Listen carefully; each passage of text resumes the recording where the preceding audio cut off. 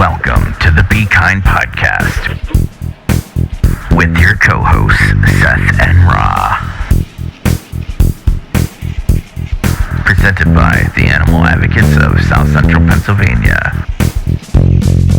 Hello, everybody, and welcome to the Be Kind Podcast, the latest episode of the Be Kind Podcast, presented to you by the Animal Advocates of South Central Pennsylvania. I'm Seth. I'm Ra. And welcome to the Valentine's Day Love Edition. That's right. That's right. We're getting crazy. You know, Ra, I got to tell you something. I have to tell you that I might be crazy today because I slept terribly last night. Oh, no. Yeah, I mean, it was one of those nights. I was up, I was down, I was all around.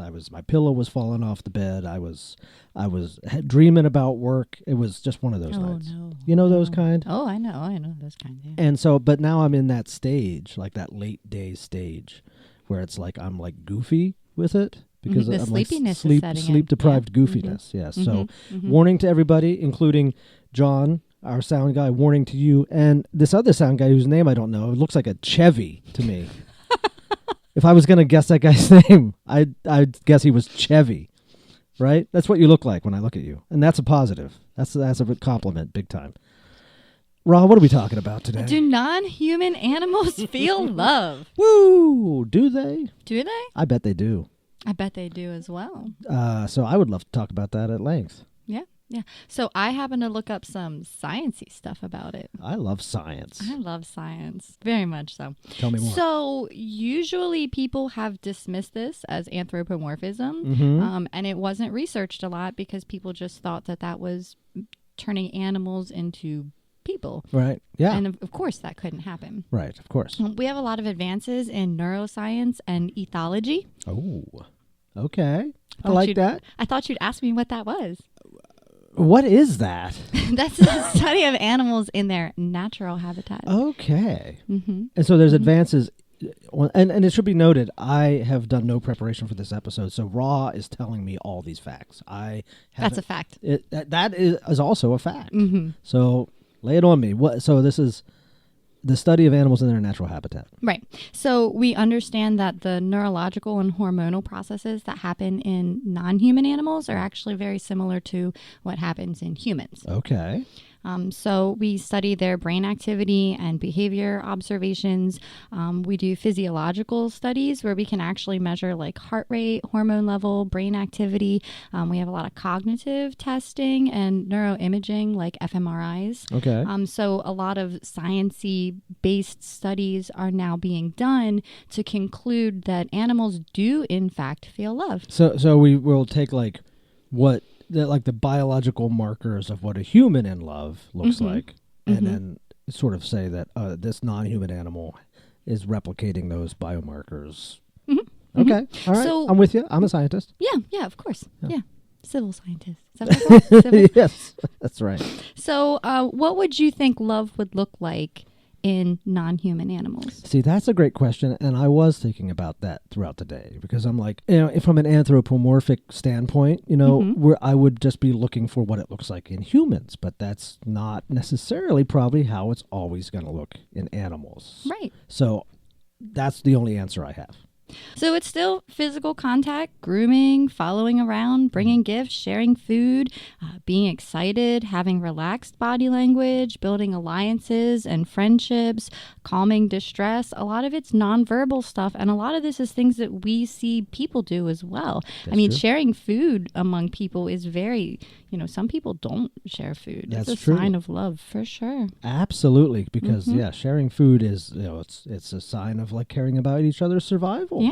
So specific examples would be like pair bonding. There are a lot of animals that have strong monogamous pair bonds, a lot that are even better than what some humans can do. So it's, very, very strong in that. So that would be like when they would groom each other, they share parental roles, they have separation distress, you have parental care, dedication of mothers, like when you think of mama bears, and it's beyond survival because with, survival, it's very much much instinctual to want to survive. It's self-preservation. Right. And when you do that, when you're putting yourself at risk for somebody else, that goes against that survival instinct.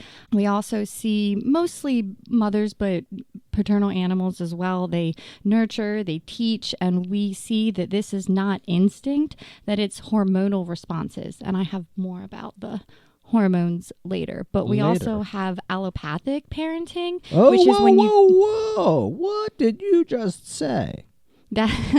Allopathic parenting. Allopathic parenting. Okay, I'm sorry. I realized you were going to give a definition, but I was still blown away by a word I've never heard like that before. Oh, well, that's when you care for young that is not your own. Oh. So we think of that a lot as in humans doing that and having that ability to care, but we do see that in other species as well. So that goes against that. You can't say, well, that's instinctual because that's not your own, like... It's not your genetics. Right. You're not trying to get your genetics to live on. We also have social bonds. So animals that live in a group, we see that they have preferences for specific individuals. We see them cooperating. They have support, comfort. Like they will pick friends from among the group and specific individuals that they would rather hang out with or they would rather not hang out with. We also know that they experience grief. And I think the most famous example of that would be like elephants. They touch the bones of their deceased loved ones. So they display things like affection, loyalty, attachment, and all of this releases hormones. That's the key, the hormone. So we see this in our limbic system, which is like your amygdala, your hippocampus, your hypothalamus. That's stuff in the brain, right? That is in your brain. That's in the brain. In the brain, your gray matter. So that's responsible for behavior and emotions in all animals. So not just in people, but all animals. All animals, not just mammals. Correct. So there are a little bit of reptiles. differences between mammals and other species. But yeah, we'll also swing back around to that. All right. All right. So the hormones that we have are oxytocin, which is a hormone. it's the love hormone. It's the very love important hormone. in feeling like trust and connection. Then you have vasopressin. I'm not entirely certain I'm pronouncing that correctly, Vasopressin. but vasopressin. That's got to have something to do with the circulatory system. It would sound like it. It does. I know my prefixes and some suffixes I also know. That's good. Yeah. Proceed. That promotes pair bonding and social behaviors, and it's very essential in building long-term relationships, and it's important in male bonding and protecting, whereas we think of oxytocin as like a maternal because it's in childbirth and nursing, but both of these hormones are produced in both genders. Okay. It's not like there's one for the other. It's just this one. Right. Yeah, I would guess I've been blessed with that excess of oxytocin. Yeah? Yeah, that's my guess. Okay. Yeah. We don't talk about hormones enough. No, we for don't. how like vital they are to how we function and how our daily lives are. We don't talk about hormones. Yeah. I'd like to know my individual hormone mix. I'd like to figure that out. That'd be very interesting. It would be. I wonder if there's like a test you can. I feel like there is. You can go to Quest and get a hormone I don't know if test. they. I don't know. We should look into that further. Yeah, it's on my list. Is it? Now it is. Yeah. Okay. So there's also dopamine. Dopamine is the happiness thing. It is a happiness hormone. So that enhances your feelings of pleasure and it motivates you to connect with your partner. It reinforces your emotional bond and it forms love and attachment. Right. And it's why I continually need to get notifications on Facebook. Yes. Yeah. That's where a lot of addictions stem from that dopamine hit that people get. Yeah. It's true. And then there's also serotonin, which is important for feeling happiness, but it's also for relaxation and emotional bonding with others. A romantic partner. It could be a romantic partner. Or a friend. So what kind of animals do you think show love? Well, I will tell you the ones I think of first, although the answer is probably like all of them. I know beavers. Beavers have a tremendous love. I know that they pair for life. They raise their children longer than most similar species. I know something about seahorses are incredible parents. And what else? Who else mates for life? Apparently swans do. Swans. I know there's a lot of birds. A lot of birds mate for life, and there's a lot that don't. But there's a lot that do. I've heard scorpions. No, I just made that up. I have not heard that. Although they might. I don't know. I don't want to give scorpions a bad rap. They might. So there's a lot that famously mate for life and rear their young for a long period of time. Apparently, prairie voles do. Ooh. There's a lot of research done on them because they have very, very strong monogamous bonds. Excellent. So usually when we think of it, a lot of research is done in mammals, and we are the most similar to mammals, probably because we are mammals. That's correct. Right. And a lot of people can see this in cats and dogs because we are mostly in contact with cats and dogs. So we can see that, and we feel like we feel that with the animals that we share space with. But also like horses, wolves, pigs, rabbits, dolphins, whales, other primates, which include humans, but even birds, fish, reptiles, even some insects. Birds. It's funny that you bring up birds. What do you call two birds that are in love? I don't know what. Tweethearts. That's right, folks. That's why you came here. For the jokes. Yes. I'm sorry I interrupted you. Please proceed. So we see this as more common in animals with complex social behaviors and higher cognitive abilities. But I do wonder if maybe we see that more because it's easier for us to see it and we just don't understand it and have the testing for maybe like lower level intelligence. Yes. And because a lot of this is still new science. Absolutely. So another important distinction is that some animals like reptiles, fish, and birds, they don't have the same muscle structure that mammals do. So they can't show the same facial expressions that mammals do. Yep. But research is showing that they still have very strong social lives, even though they don't get to have the smile. Right, yes, because again, we're expecting happiness to look like happiness looks on a human, or love to look, but that doesn't mean that they're not experiencing something similar. Right. There's actually a lot of research done on nematodes. They are known to show love. They are one of the most abundant animals on Earth. I'll be darned. That's a lot of love going on. That is a lot of love going on, yeah. And they look nothing like what people do. Absolutely, yeah. I mean, and fishes, if I don't know anything about whether they love the way we do, but the fact that they look nothing like us sort of makes it harder for us to maybe gauge what they're experiencing in their lives. Right, but they have a lot of the same, it doesn't look the same, but they go through a lot of the same like chemical processes that would be an indication of love or attachment or the same kind of social structures. So this would obviously differ depending on the individual animal.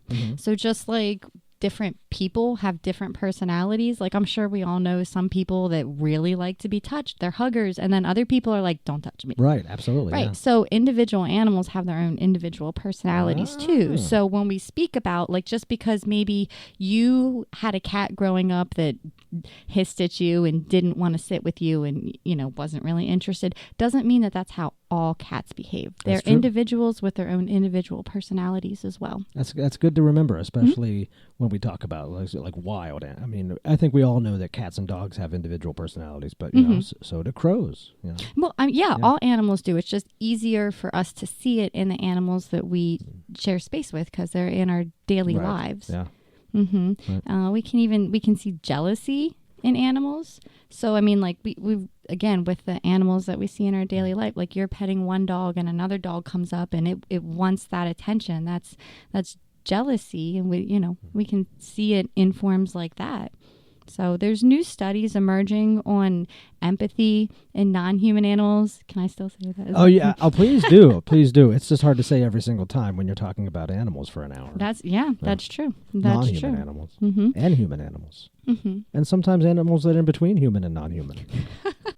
There's just a lot of new studies coming out, a lot of new research. It's an emerging field of study. So between now and maybe, a year from now or 10 years from now, we could learn a lot more than what we actually know now. So one of the things that I was coming across with researching it, was they were not vegan sites, not vegan information, but even in those sites, they were talking about considering the ethics of doing these studies. Right. So, like, for example, if you're doing an MRI on an animal, like, what is that putting them through? So I know a lot of people have maybe some anxiety around having medical procedures done. And that's when we know what's going on. We Right. know that it's happening for our benefit. So if you're exposing somebody to that doesn't know what's going on, it's probably still a scary experience. Sure. Generally speaking, anytime we talk about non-human animals and studies, 9 times out of 10, it was not an ethically done study. That Right. doesn't mean like we cannot talk about it. I mean, that's how a lot of our knowledge is gained, and we have to cite the studies sometimes. But Right. acknowledging that it's probably best to not force animals to do things. Right. Well, a lot of these, it's like, I don't know how this information was obtained, because it wasn't direct from the source. It wasn't, whether it was like a Harvard study or whoever or wherever it was done. I don't really know. Yeah, there are very few fully ethical ways to do any animal study, aside from observing them in the wild from afar. So it's a challenging topic. It is. Well, and some animals are easier because, like, cats and dogs, and they have them. Like, we can study them just by being around them. Right. Whereas if we were to do, maybe like blood pressure testing, like, I don't think they make little cat-sized blood pressure cuffs. No, probably not. So that's one thing to consider is the ethics in it. But it's interesting. But does knowing this and helping draw that connection that we're not so different, does that help more people understand and then therefore become more compassionate? Right. Or, Is the juice worth the squeeze? That's the question. Well, that really got her. So we understand that love is felt different way in humans, right? So, like, the love that you have for your child is different than the love that you have for a romantic partner, which is different than your love of pizza. Very true. Yeah. So we really aren't sure if animals experience those different kinds of love as well, which it would make sense. Yeah. Everybody loves pizza. Chevy loves pizza. Everybody loves pizza. Yeah. That was the name of my third album. So it's still an emerging field. There's lots more. I'm sure we'll learn more, but I feel very confident in saying that, all animals feel love in some form or another. Sure. No matter how different or similar it is to ours, it's there in some capacity. Absolutely. And I also just feel, I mean, this is obvious, of course, but whether or not an animal feels love, or if they only feel love in a very small way, that all animals are deserving of living a pain-free, torture-free life, whether they love or not. It's just kind of nice to think that they all do love. Yeah, for sure. And if that helps other people be more compassionate and understanding, then it's a good thing. Absolutely. Love is the best. I love love. I love love, and I love, you know what I love is bats. Yeah? You think bats feel a lot of love? I'm sure they do. They're so cute. They're little, like, mice with big old wings. Did you ever see the video where the bats are turned upside down? Yes, I love that. Yeah, isn't that great? Yeah, I love that. It is pretty cool. Yeah. Oh, you got any other stuff on those cards there? I think that's it. That's all the sciencey stuff I have. It just reminds me of a song. It's like a song from the disco era. It went something like, as long as we know how to love, we know we'll stay alive. Yes! See you next time! Thank